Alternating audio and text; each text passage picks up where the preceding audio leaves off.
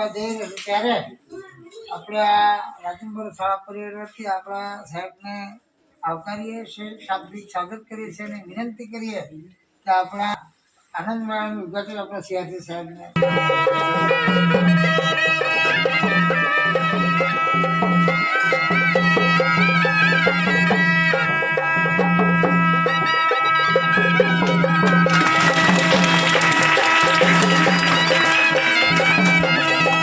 રાજુપર પ્રાથમિક શાળામાં આજે આનંદ મેળો યોજાઈ રહેલો છે ત્યારે ખરેખર બાળકોના ચહેરા પર પણ ખૂબ ખુશી થઈ રહેલી છે.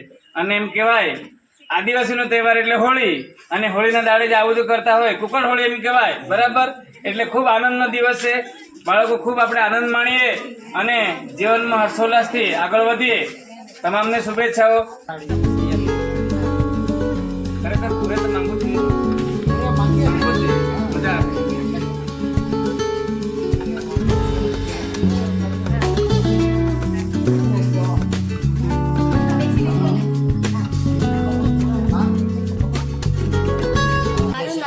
કુમાર વિક્રમરાજ આવી, હું 7મા ધોરણમાં ભણું છું. આજે અમે રાજનપુર વર્ગ શાળામાં કમળનું વેચાણ કરીએ છીએ.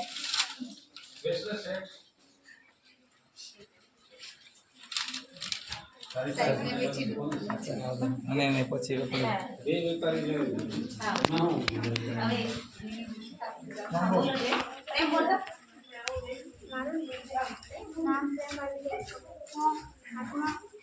અભ્યાસ કરતો. આજે અમે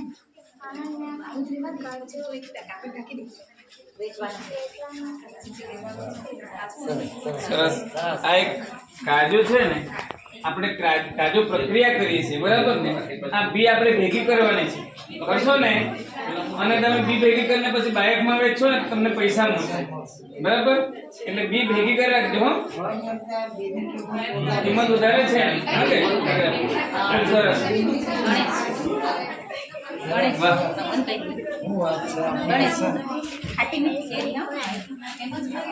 આજે રાજનપુર વર્ગ શાળામાં છે. અમે કેરી અમે જોઈ વેચવાના છે. એક અત્યારે જ આપણને ખૂબ સરસ શિક્ષણનો પરિપત્ર થયેલો છે કે લૂ લાગવી, બરાબર. લૂ લાગવા ત્યારે કેરી ખૂબ ખાટી કેરી ખવાય, બરાબર ને, તો લૂ પણ દૂર થઈ જાય, બચી શકાય છે, બરાબર ને. અને આ વર્ષે તો કેરી ખૂબ મોંઘી છે.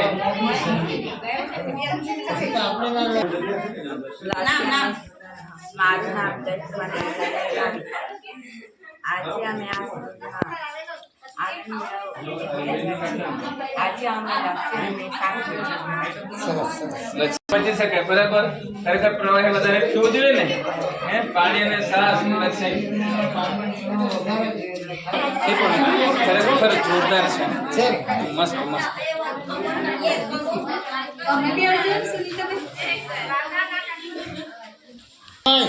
આગળ આવી જાઓ.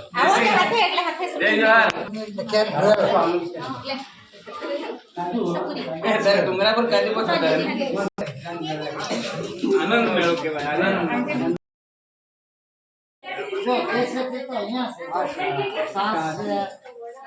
આના કરતા પેલી સાસ સારી ને એમ દેશી સાસ.